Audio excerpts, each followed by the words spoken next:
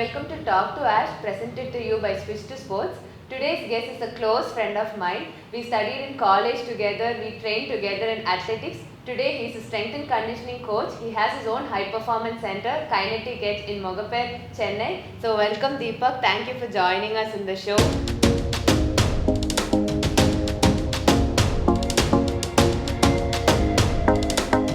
For aspiring strength and conditioning coaches, what are like some 3 points that you will tell them that this is your go-to point or this is something that you have followed? Trust the process. You just believe the process and keep going on with it. Learn to say no. At times you will have to say no.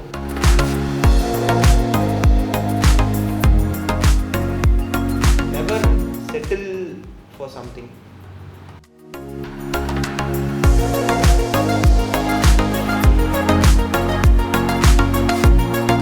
Always evolving. So how do you stay up to date with the research, the new updates in sports or strength and conditioning? You know, it's pretty much impossible to stay up to date with all the advancements, so because you will have to handle you have to handle your athletes at the same time, you will have to dedicate your time for your studies and all. So it's more similar to, the medical field. What we are doing here is also a type of medical service. So what happens is you have to keep studying throughout your career. Okay. So it's more of like how a doctor keeps updating themselves. So you will have to keep updating yourself throughout the years. So one common thing which I did, which made my work easier, was I actually started following a few coaches through social media, which pattern actually kind of went along with my ideologies. There are a lot of people actually over there who are bringing out good ideas. It's all about which works for you and which doesn't work for you.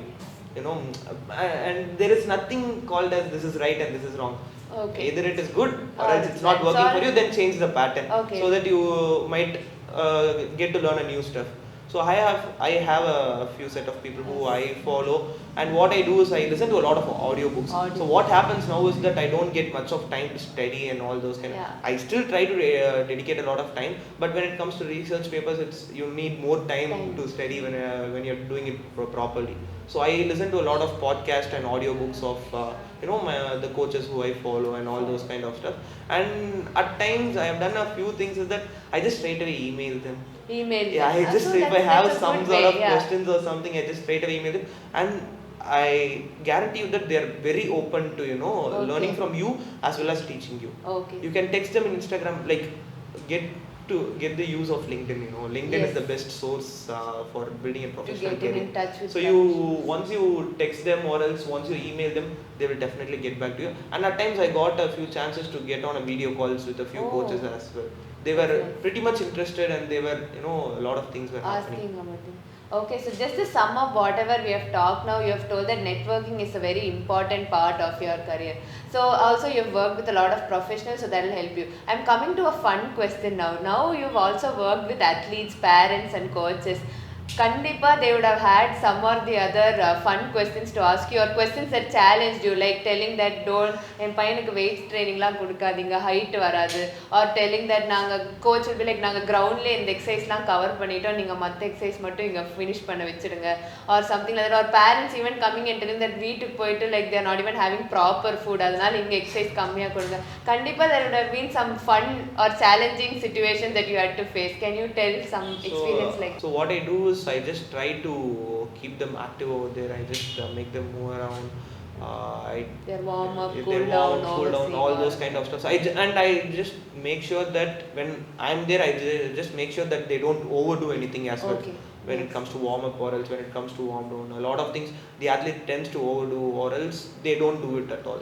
It's either because too of extreme. That pressure competition. If they win the match, they tend to overdo and cool down routine. They keep stretching. So let's just relax it here. Let's go and get back to the room. If not, if they have lost the match unfortunately or something like that, again the frustration sinks in. They don't do anything. They start yelling at themselves. So many things happens.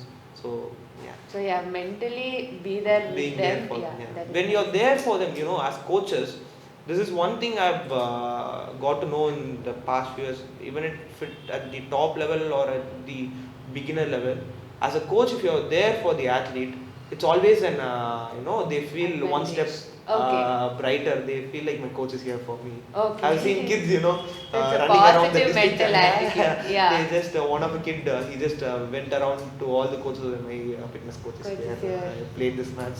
My coaches saw Okay. here to see the match. That's very nice. So this question is to get a all-rounded knowledge of the profession. So what is the basic salary we can expect, and for consultation, how much do they charge? So once we enter that field, and how can we grow in the field?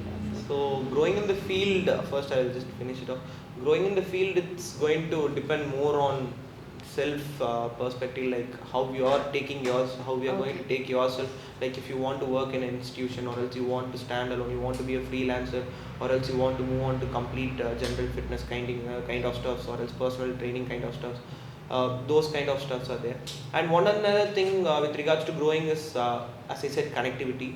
One thing which I would like to say is that we have something called as the SCS network. Yeah. So where we try to bring in the sports and exercise science professionals, sports medicine doctors, physiotherapists, nutritionists, and all of them together in one group, one place, so that we can give out the job opportunities. If you are finding some job or opportunities, you can let it out to them. We can talk about it to them.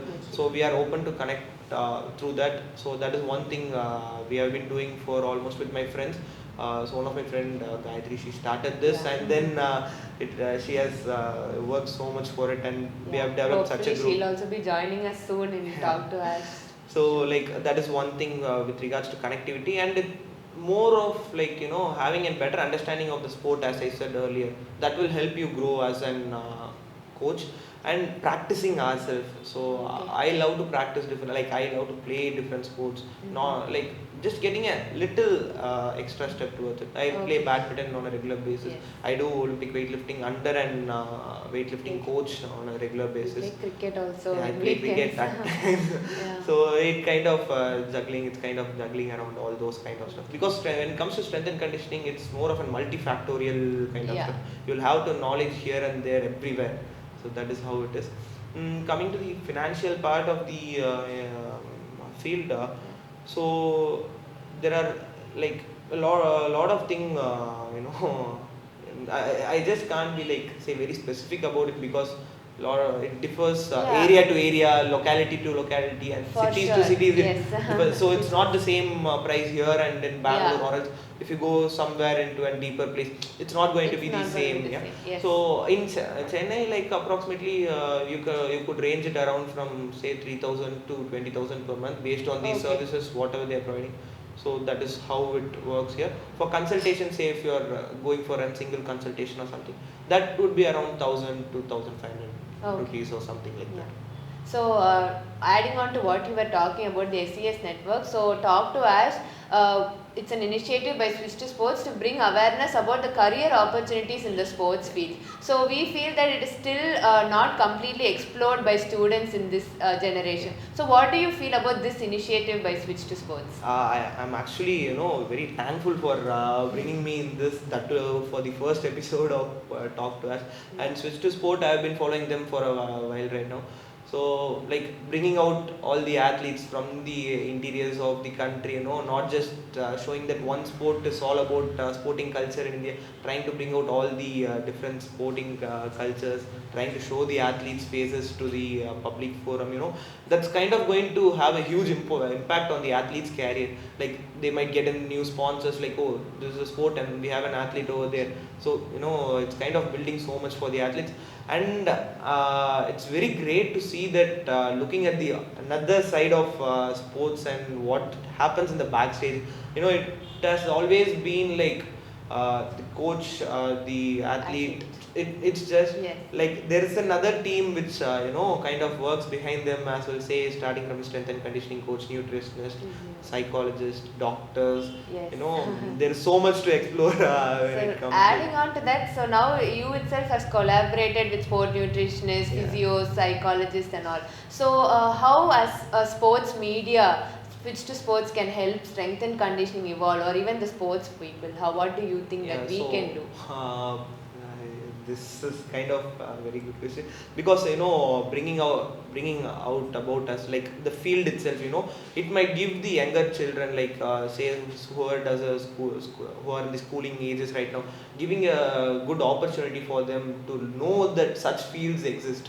So because there are a lot of athletes who unfortunately haven't been successful in their athletic career or something. They just want to do something for the sport, but they don't know where to go and how to end up, like I can put myself in that situation. One of my seniors suggested me for this course, Surya. Yeah. He's just suggested for me this course, and so I'm here right now. Like it has built up so much from there. So there is a lot of opportunities other than, like, even this gives immense pleasure when you see your athlete being on the podium. It gives immense pleasure to see that you get the same tears in your eyes. Like it is very good feeling. Yeah. So all the younger kids could know more about the sports science part of the training and high performance and all those kind of stuff, which could even bring out a lot of exposure to and more development to it. Still, because the cultures and leagues are all dependent on the European side of coaches when it comes to. There are a lot of talented strength and conditioning coaches, sports scientists, and a lot of people who are more capable of doing such stuff from our country itself. And there are a few people who are, very much enlightened in this international stage. But still, it has to bloom so much, is what I feel. There are a lot of centers which should come up, and we ourselves are trying to contribute as much as possible to the field. Yeah. Okay, so in Switch to Sports, this Talk2Ash show was to give expertise and informed decision for people to make informed decision about their career in sports. So for aspiring strength and conditioning coaches, what are like some 3 points that you will tell them that this is your go-to point, or this is something that you have followed? Okay, so a few things which I have followed for the years and which worked for me pretty much was one thing. Even now in Instagram handle, you can see that trust the process. Trust the process. Trust the process. You just believe the process and keep going on with it. That is one thing. Another one is learn to say no. At times you will have to say no in very difficult situation to bigger people and all those kind of things you will have to face when it comes to a professional career, especially in the sporting career. And another one which I would say is that never settle for something. Definitely don't true. come to a conclusion that okay, I've studied so much, I know everything right now, so what I say is it's correct or something. You can correct others and you can be corrected by them as well. When you can say that, hey, what are you doing, it's waste of time, it's wrong, you can change yourself as well. You will also have to have the tendency to accept your mistakes and your failure, so that will give a lot of learning for you. Take constructive criticism, take it in a positive manner. It's more of like surround yourself with more positivity and have a lot of positive people around you. That will kind of help you so much. So I'm so glad that you have a lot of positive people and a very good team to achieve so much. So thank you so much, Deepak, for joining us. Thank you so much. And it's a great privilege to be interviewing you, and I'm very proud to see you at this stage. So I've been training with him for quite some time, and even during our training days he used to coach the young kids who used to come in our academy. So I'm very glad that now you are coaching international athletes. So thank you so much for joining us.